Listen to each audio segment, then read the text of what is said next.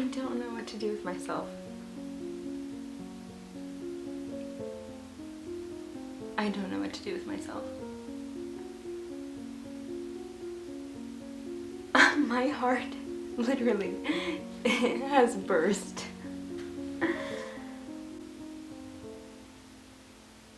I can't believe I just read that. I can't believe I just read that.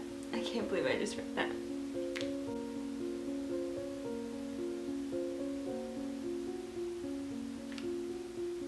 How am I supposed to recover?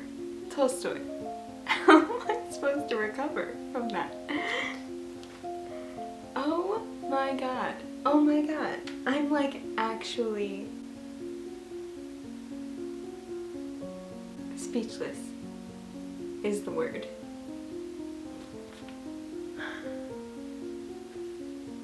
Book 2, Part 3, Chapter 22.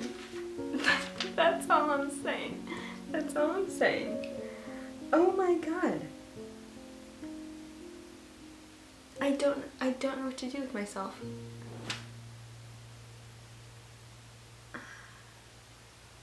I feel so ridiculous right now because it's like, it's just a book, it's just words, they're just fictional people, but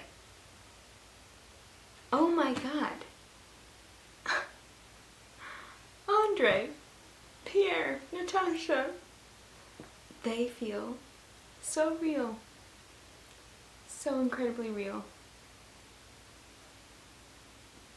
And they're so deep, and they're so complex, and they're so lovable and full of emotion. And it's just incredible. This book is taking me so long to read because this keeps happening. Like, I read a page, or I read a line, or I read a sentence or a passage or anything. The train is going by. And I stop and I sit here and I contemplate life and love and friendship and family and your purpose in life and your hopes and your dreams and death and rebirth and development and human growth and the human condition. And I just sit here and I'm just so affected by everything that Tolstoy writes. It's just absolutely incredible. Like, it's not just a book, they're not just words. Sorry, I'm just like rambling. Alright, now I'm gonna annotate the whole page.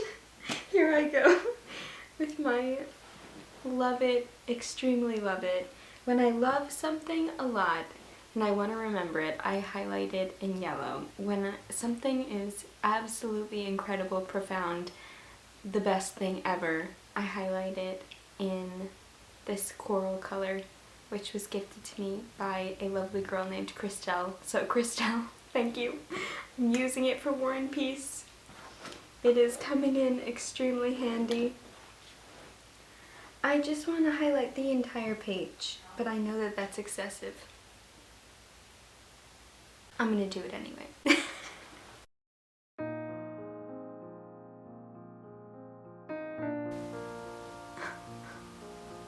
I'm just rereading it, I can't take it.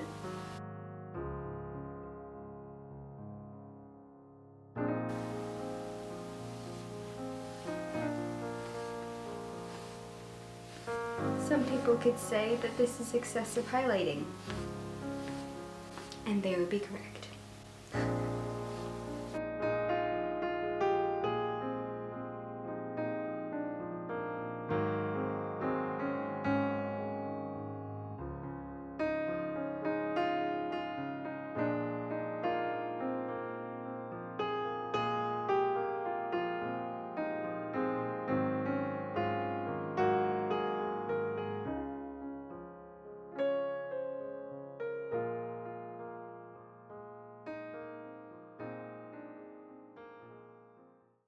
It's 2 a.m. It's April 25th. It is Sunday. In my mind it's still Saturday because it's after 12. I'm currently on page 516, book 2, Part 3, Chapter 25. This book. I'm going to need therapy after and during reading this book, but I also feel like Tolstoy is my therapist. Book 2, Part 3 has been an emotional journey of rediscovery for everyone and for me. For everyone in this book and for everyone outside of the book. I am like delirious right now.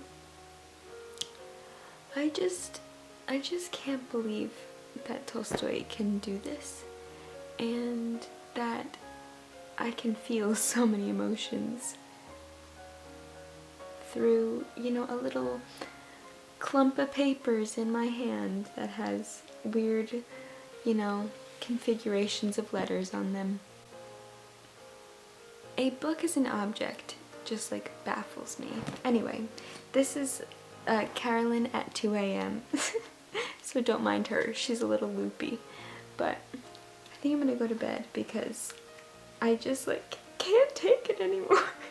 This book at times is agonizing to read, but like in the best way possible. Like it's the best form of agony, because it's not really agony, it's like a mix of agony and utter bliss. Reading this book is feeling the greatest emotions while also feeling, I don't know, so many things. Anyway, I am just like, I need to go to bed, but I wanted to film a little update. Book 2, Part 3. Book 2, Part 3. That's all I have to say. Thank you, Tolstoy. Thank you.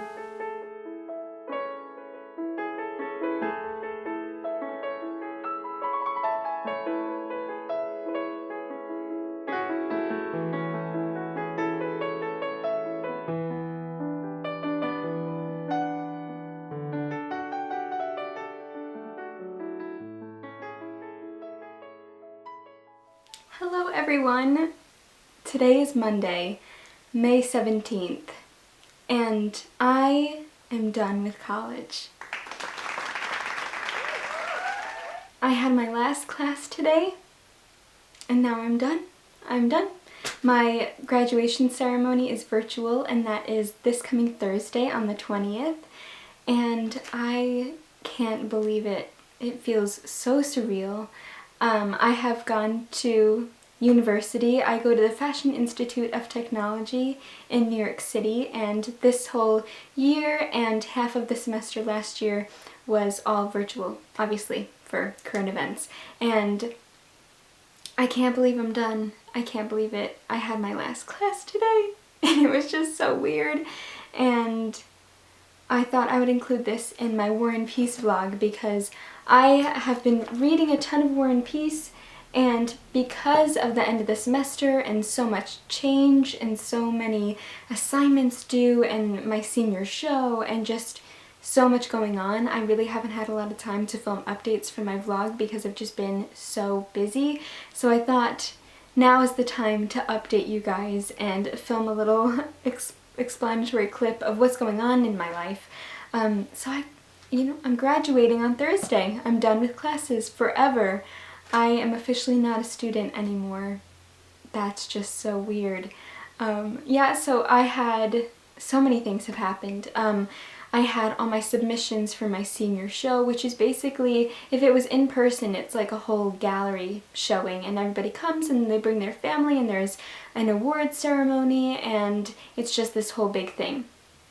And we had it virtually, of course, and that was last Friday, and I had the incredible honor of being an honorable mention for the awards ceremony. So we had 3 honorable mentions and then 3rd, 2nd, and 1st place, and I came in 4th place, which I think I was really not expecting because I go to school with so many incredibly talented artists, and I really just thought that I wouldn't be mentioned at all. And the fact that when I saw my name pop up, and I did get it for my Red Rabbit Alice in Wonderland book cover, which I just am so happy about because that book cover is like my pride and joy, and I feel like you guys have been on the journey with me.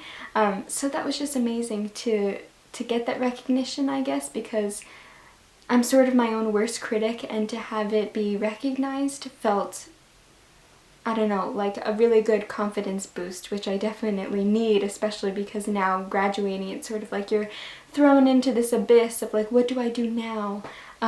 But it was just an incredible honor, and the 3 winners totally deserved it. Their work was incredible, and I'm so happy for them, and so happy for everyone that I go to school with and all my classmates and my peers. We created some incredible artwork these past 4 years, and it's just amazing to see everybody's work come together. I'm pretty close with my professors. They're all so friendly and very open and honest and there to really be there for you, and so it was weird to sort of think that I'm not going to have them anymore in my classes, and yes, now I have them as more of like a colleague, because, you know, they're very open with, if you ever need anything, email me, which is just so incredible and so helpful and really reassuring as a student, or as a, not really a student anymore, as a college graduate. I'm not really a college graduate yet because the graduation ceremony is on Thursday, but you know what I mean. So yeah, that happened. Now I don't have any more classes. Now I'm going to be mainly focusing on perfecting my portfolio, working on my Etsy and my YouTube and my personal business pursuits, and then hopefully working towards more, which is just really exciting. So I am hoping to have my Etsy update. I don't know when this video is going up, but I'm hoping to have my Etsy update soon, because my whole plan was to do it after I graduate, just so that the pressure is off, and when I'm packing orders I don't have to think about, you know, college stuff, university things. So yes, Etsy is coming up soon, which will be really exciting, and just all these life-changing things are happening, and it's just nuts. It's just crazy. So I wanted to give you guys a little update. What page am I on of War and Peace, guys? I feel really bad because I haven't been updating. I am on page 975, so out of 1,308, I believe.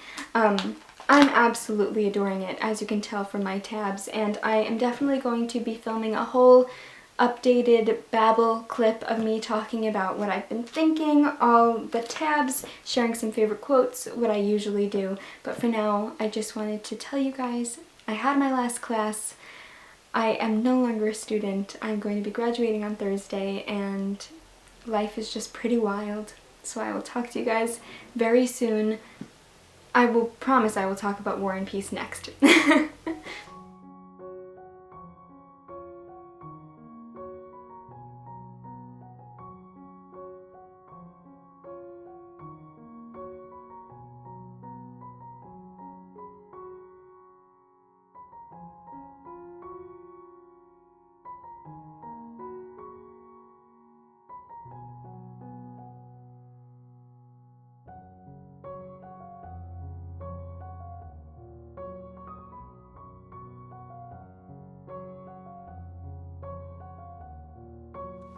I am on page 999. I just finished reading it. Page 1000. I've done it. I've reached the 1000 page mark. Oh my god. Wow. What a feeling. What a feeling. And then after 1001 we have War and Peace, book 4. My dad just sneezed. Bless you. Oh my goodness. Oh my goodness. I'm gonna keep reading.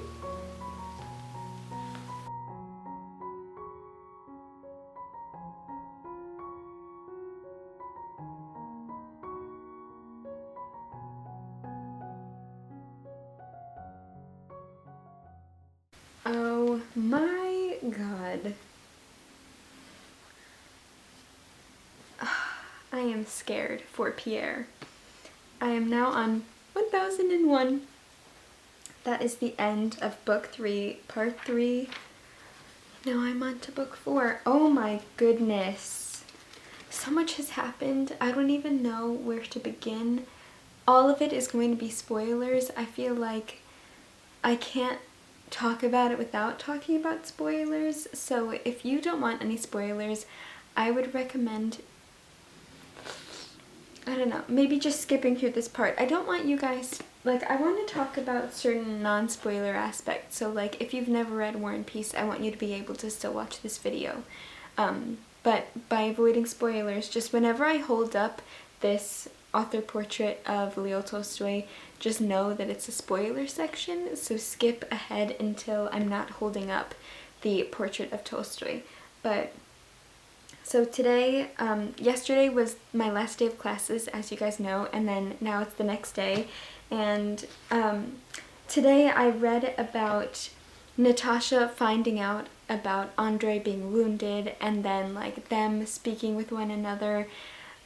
Andrei telling her that he loves her even more now after everything that happened with her and Anatole, and just like that scene, oh my gosh, it's just so heartbreaking because they go through all of this, and it's just so hard to read. It's so hard to watch because you love their love so much, and then you see what happens with Natasha and how Anatole really takes advantage of her naivety and really corrupts her. And there was this analogy or metaphor or symbolism talking in the introduction of this book, comparing Natasha being sort of hypnotized by Anatole. That's kind of like how the French were infiltrating Russia, specifically Moscow. So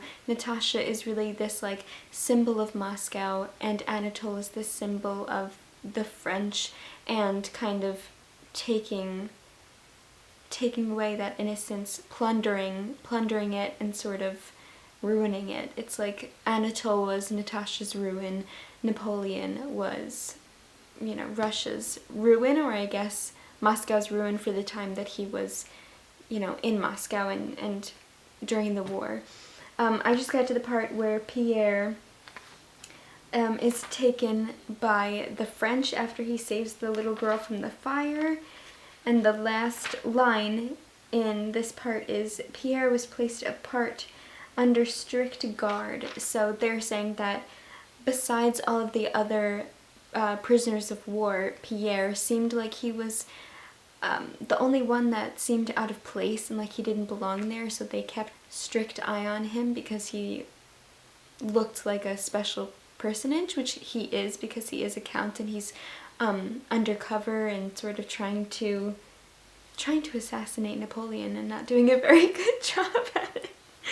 But that's okay, Pierre. I wouldn't be able to do it either. Oh my goodness. Okay, I think I'm gonna stop talking about spoilers now.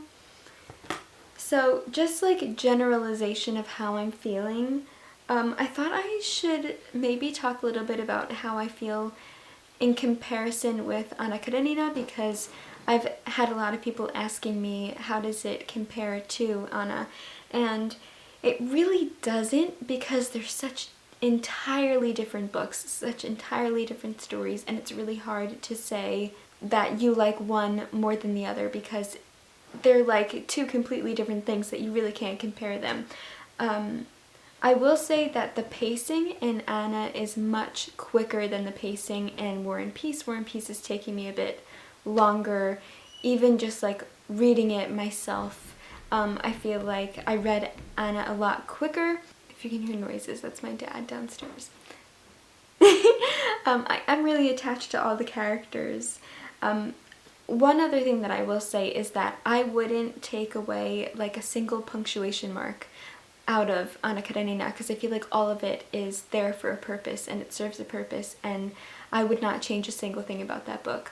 Whereas with War and Peace, I do tend to find myself thinking, does this need to be there, or kind of questioning why Tolstoy put it in there, which while reading Anna Karenina, I really never question anything because I can just see why it's there.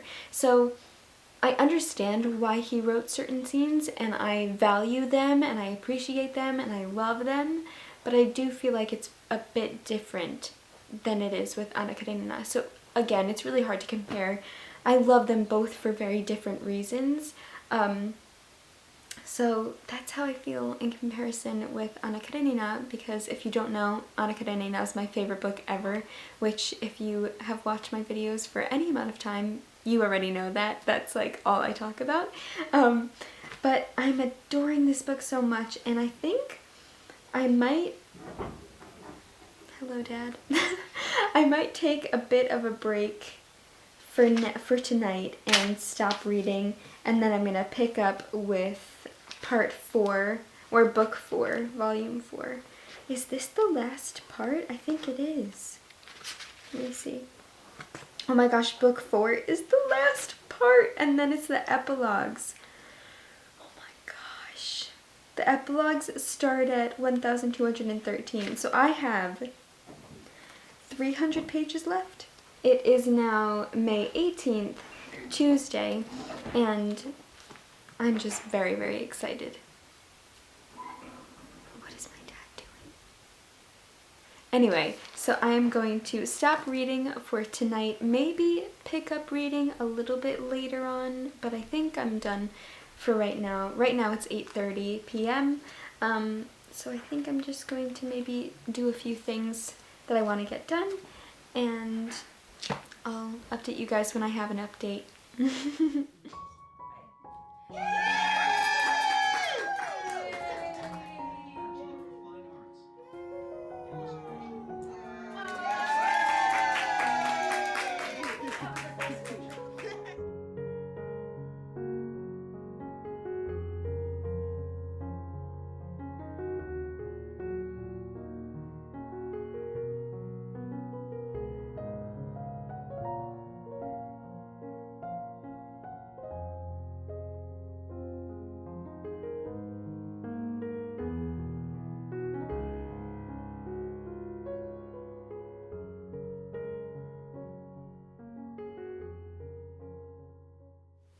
Hello everyone, and happy Monday. Today is May 22nd, and today is actually the start of the Dark Academics readathon that we're doing for our book club's birthday. So a year ago this month we began and started the Dark Academics book club, and I can't believe it's already been a year. So we have a whole readathon for that, and one of the books that I'm trying to squeeze into that readathon is War and Peace, but I thought for this vlog it was high time that I talked about it a little bit more and discussed it and maybe shared some of my favorite quotes. Right now I am on page 1053. I'm on book 4, part 1, chapter 15. And I want to try to get to at least page 1100 because I want to finish this relatively soon, and I'm just so excited. So yeah, I thought it was about time that I talked to you guys. Where I am right now, without giving away spoilers, I can't really talk about where I am without giving away spoilers. Let's just say people have come together for a somewhat sad event, and there is a triangle of sorts, a romantic triangle of sorts happening, which I feel like I'm right in the middle of. Like, I don't know, like, I feel a million different things about this particular love triangle, and it's not like a corny love triangle. I feel like it's really beautiful and authentic and very Tolstoyan, and I want one thing but I want another, and I feel one way but I feel another, and it's just like all split emotions. Basically, I'm feeling the same way that I felt about Anna Karenina. It's just like this roller coaster ride of a reading experience where you feel one way and then the next page is completely different, and then the next page you feel a completely different emotion, and it's just like, oh my gosh, it's like Leo Tolstoy is like keeps slapping you in the face. That's how I'm picturing it. He's like reaching out of the book going Anyway, so I don't know if I've read a few of my favorite passages, so if you want to hear some of my favorite passages, they might have spoilers, they might not. So I don't really know like how to go about sharing my favorite passages and talking about this book in this vlog, because I want it to be spoiler free, but I also want to talk about spoilers. So let's just see what I want to share, and then I'll tell you if it's a spoiler or not. First of all, you guys know how I feel about Andre. A lot of these pink tabs when I do post-its are me just gushing about Andre and many of the other characters, but especially Andre. So many of them say, it's happened, my heart has burst. I'm a bit dramatic when I read Tolstoy, but you know, that's okay. There are worse things to be. Let me talk about major, like, scope things that aren't spoilery, and then I'll go into my favorite quotes. Something that I'm loving is the development of the characters. It is just sublime.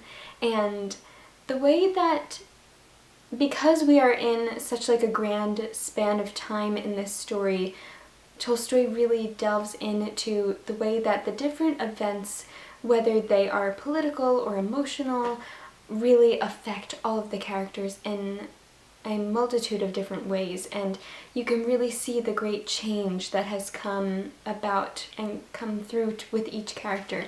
The character arcs are just out of this world. If you split up each character, they have such a distinct change, and one of the key aspects of storytelling is, of course, to have a change, especially an emotional change for the characters. And Tolstoy, like, no one does it better than Tolstoy, in my opinion. It's just fantastic. The way that he writes is mind-blowing, and I do feel like the pacing, I feel like I already said this, the pacing is much slower than in Anna Karenina, but I feel like it's not affecting my enjoyment of the book at all. It's just making me take more time to sit with the actual text, and I think that that's really important. Is with a really big book like this, I feel like it's so valuable to sit with it and take your time and not rush through it, because Tolstoy has so much to say. He has so much to say, and I feel like with a book like War and Peace, it's something that I feel like was meant to sit with the reader. Tolstoy didn't write this 1,000 plus page book to, make you laugh and make you, forget about life's issues. He wants to talk about that and discuss that and bring it to your attention, and he does it in such a beautiful way. And I really love what he does. He takes minute details and brings attention to them, but at the same time, he gives you the grand scope in a very few and minute amount of time. And he is just so great at mixing opposite sides of things. So he'll give us like really, really minute details about the characters, but then he'll go into no detail at all about events that have happened to them, but he'll go into much detail about the emotional impact of those events. So he really knows how to pick apart in a scene or a moment or an aspect of the character, and he knows exactly how to delve or not delve into those certain aspects to give the reader. He knows exactly what to give the reader, essentially. He knows what to say, he knows what not to say, and he knows when not saying something says the most. And I think it's so powerful. His images are vivid and come to life and are so affecting and emotional. And this book, like I said before, you feel a million different emotions while reading this book, and the scenery comes to life. Even though I've never been to Russia, and I've never been to Moscow, and I've never experienced that, I've never experienced any of the events in this book, in some strange way, they seem very relatable, and you can sort of easily put yourself in the shoes of the characters, or put yourself in the shoes of the side characters that barely have any page time, and really understand what they're going through, and maybe think about how you would feel in that situation. And so Tolstoy just knows how to write. The man knows how to tell a story. Again, I just want to highlight the fact that Tolstoy knows how to make you feel, and he knows how to make you feel different things for different characters, and also to change those feelings. Like I said, my feelings have changed drastically in the course of reading this book about different characters and about the different events and how they affect the different characters, and it's just brilliant. It's just brilliant. He knows how to manipulate the reader in a way to make them feel exactly what he wants you to feel. I might be repeating myself. I feel like I'm saying the same thing but differently. Anyway, so those are my overall thoughts. Something that I was a bit surprised about that I don't think is a spoiler is how Helene, who is one of the misunderstood characters that I think can be seen differently with depending on who you speak to. So for me, I see her as an antagonist, but I can see how other people might think that she's morally gray or that she can be in the middle of being good and bad. But I was expecting her to have more page time than she has had, and that's just something that surprised me because I just expected there to be more with her. Something else is that a lot of the characters that we're following, we're mainly following Pierre, Andre, and Natasha, obviously. And Nikolai, he's getting quite a lot of page time, and Maria. Not so much Sonia, Sonia's there too, but I'm just growing so attached to them, and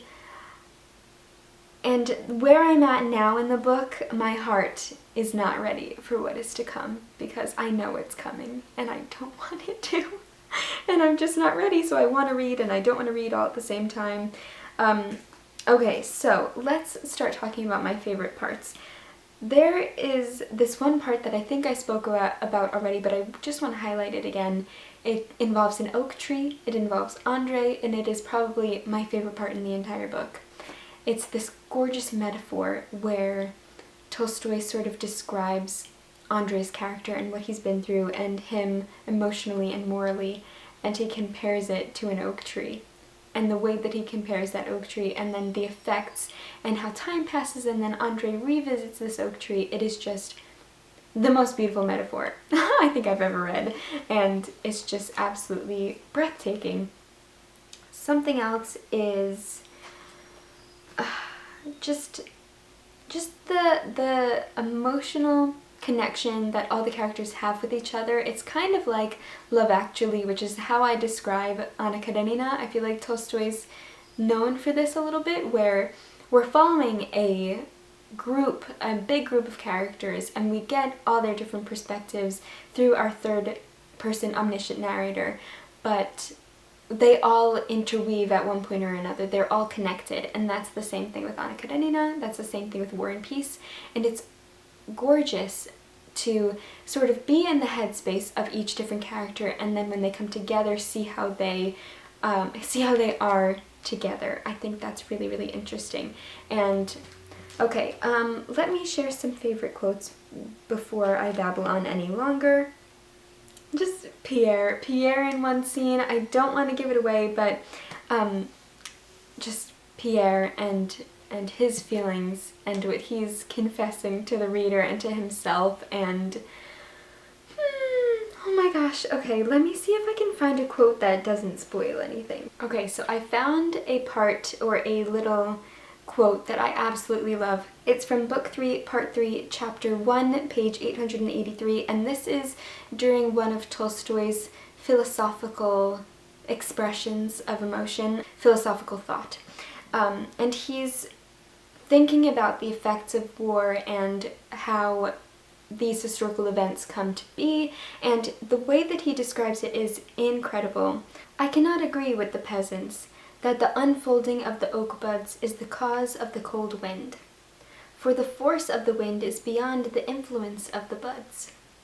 I see only a coincidence of occurrences such as happens with all the phenomenon of life, and I see that however much and however carefully I observe the hands of the watch, and the valves and the wheels of the engine, and the oak, I shall not discover the cause of the bells ringing, the engine moving, or of the winds of the spring.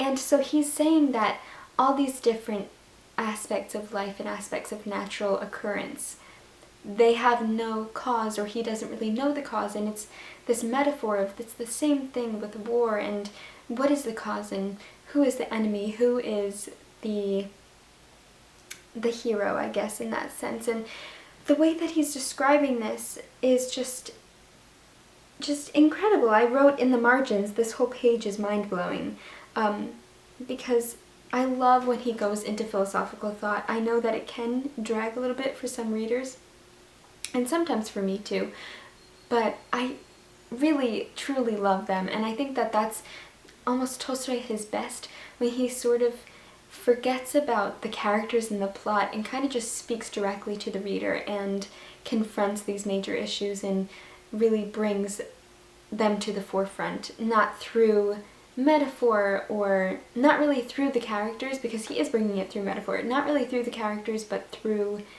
direct means, in a sense. This is another great line. It is from Book 3, Part 2, Chapter 39. To speak of what would have happened had Napoleon sent his guards is like talking of what would happen if autumn became spring. It could not be. Just like those little lines are just incredible. Okay, oh my goodness, this part, my heart is going to break. Okay, it is on Book 3, it is in Book 3, Part 2, Chapter 36, and then into 37. This whole section, these whole few chapters, is heartbreaking and incredible, and I will share a quote that doesn't really spoil anything. Prince Andrei looked at him with shining eyes and experienced a sense of comfort, and the him that he is referring to I will not say, but it is extremely significant. But isn't it all the same now, thought he, and what will be there, and what has there been here? Why was I so reluctant to part with life? There was something in this life I did not and do not understand.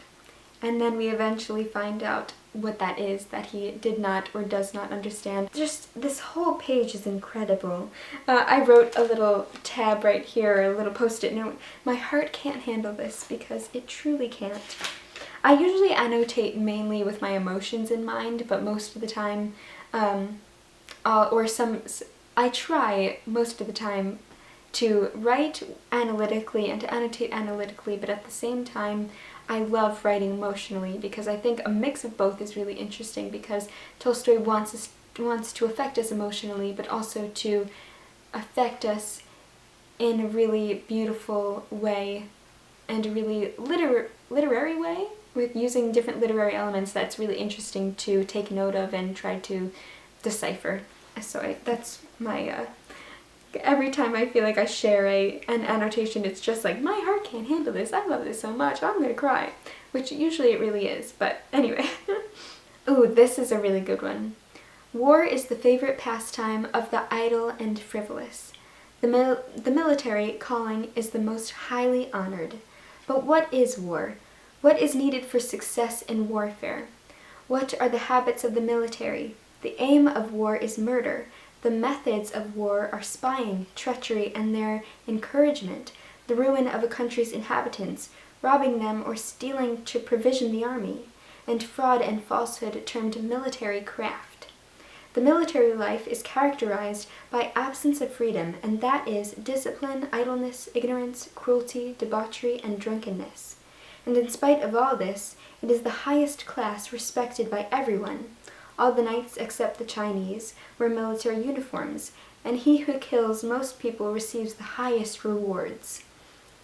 They meet, and as we shall meet tomorrow, to murder one another.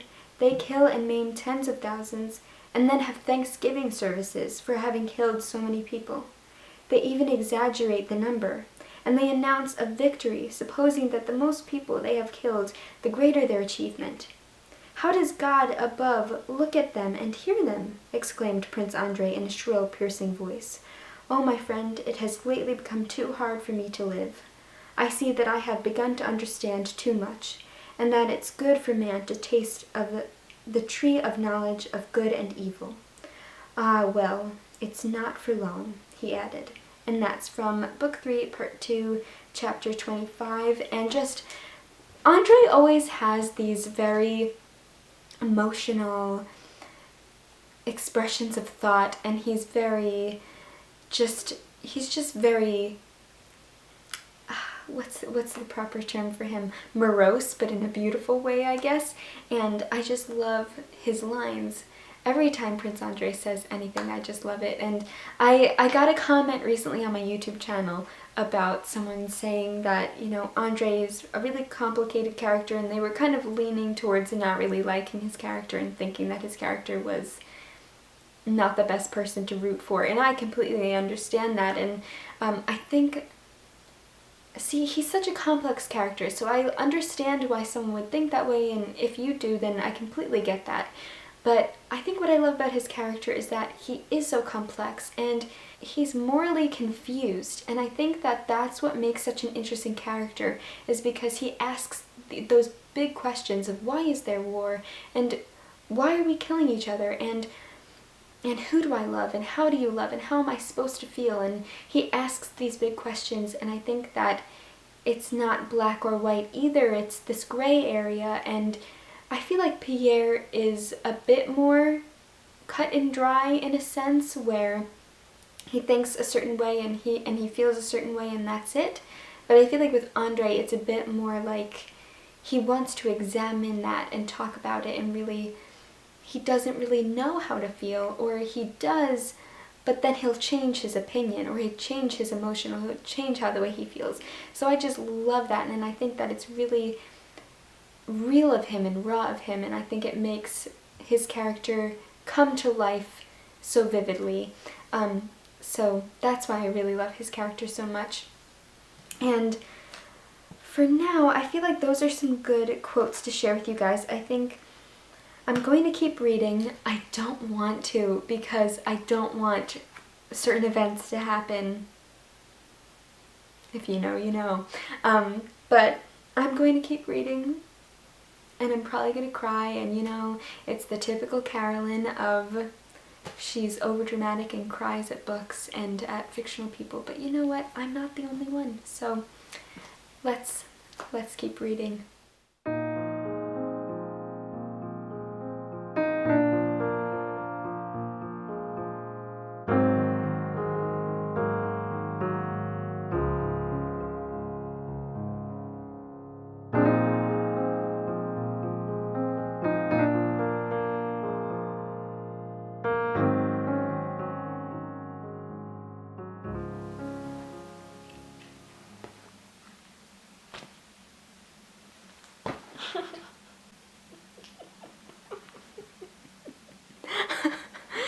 Tolstoy, what have you done to me? What have you done to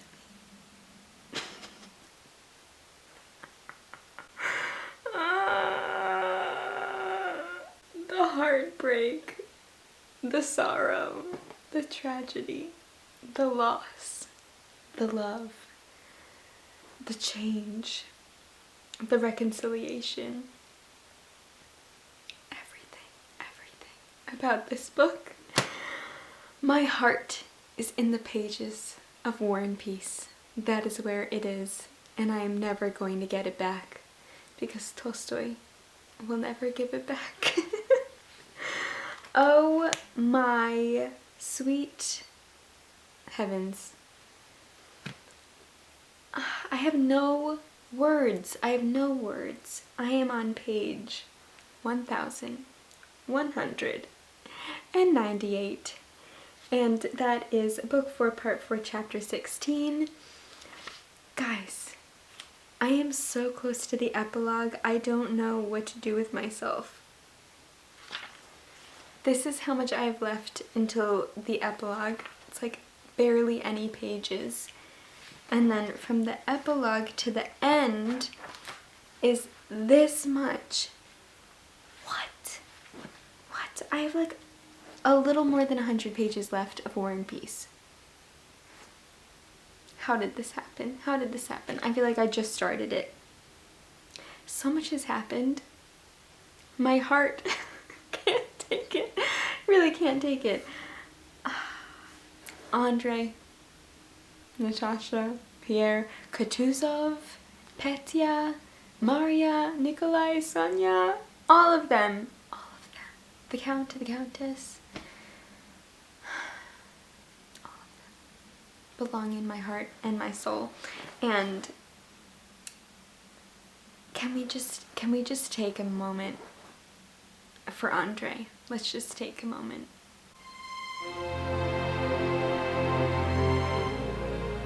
Okay. Now let's take a moment to appreciate Natasha's great change and great development, because her development is just chef's kiss, exquisite, phenomenal, gorgeous, incredible, amazing, heartbreaking, heartwarming. And then Pierre. The sweetest little bean to ever walk the earth. Oh my god. I love Pierre so much, and I feel like my love has grown for him the more I read. And now, especially after everything that has happened with him, you know, in the war, and then after the war, and then him in Moscow after everybody was exiled, and just everything. Oh gosh, Pierre. Just his change and his development and his character, just the growth that he went through is just breathtaking, absolutely breathtaking. And there are so many lines that I have highlighted like crazy and tabbed, and I just can't get over it. There are a few quotes in particular that I do want to mention that I have posted about on my Instagram. My battery is going to die, so I think I am going to charge my battery before it dies, and then while it's charging, I'm going to probably finish the book up to the epilogue, and then maybe save the epilogue for tomorrow. I don't know. And then I'm going to share those quotes with you guys while I collect more quotes. But let me share one before my battery dies, because I just feel like I have to. One of the quotes is from Book 4, Part 4, Chapter 1. "You know that for me there is nothing in life but you, and to suffer with you is the greatest happiness for me." The amount of times I have cried while reading this book. I have only caught it on camera, I think, once. But guys, the tear ducts have been in full effect. I'm gonna go cry some more, so I will see you soon. I have one chapter left before the epilogue. And we're gonna read it, and I'm gonna film myself, and we're gonna cry together. Okay. Here we go. Book 4, Part 4, Chapter 20. I'll never be able to reread this for the first time ever again. So, thank goodness for reading vlogs. Here we go.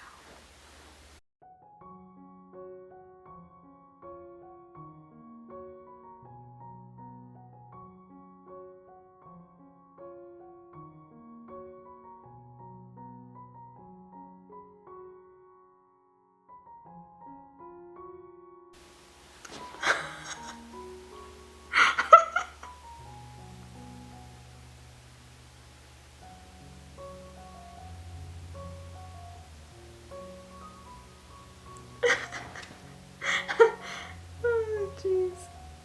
Oh my god. Oh my god.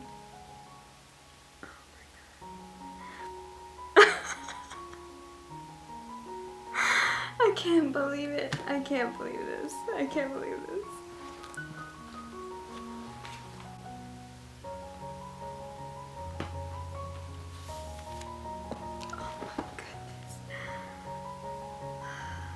My heart is so full for the love of these characters. Oh my gosh.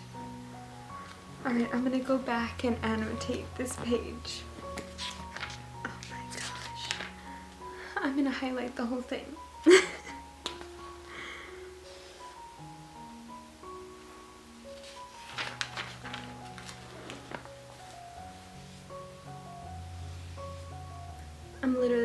this whole page. I don't even care.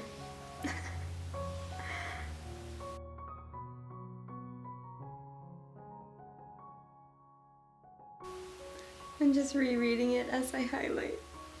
And I'm gonna just cry again.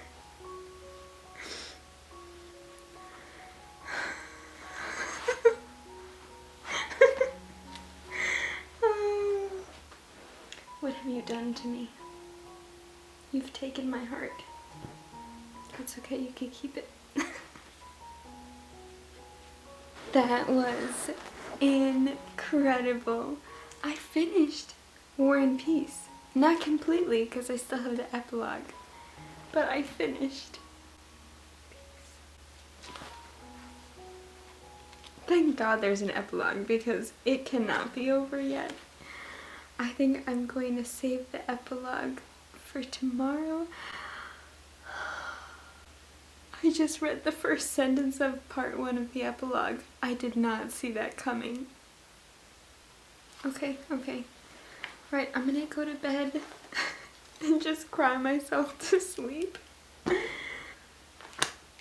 epilogue will be conquered tomorrow.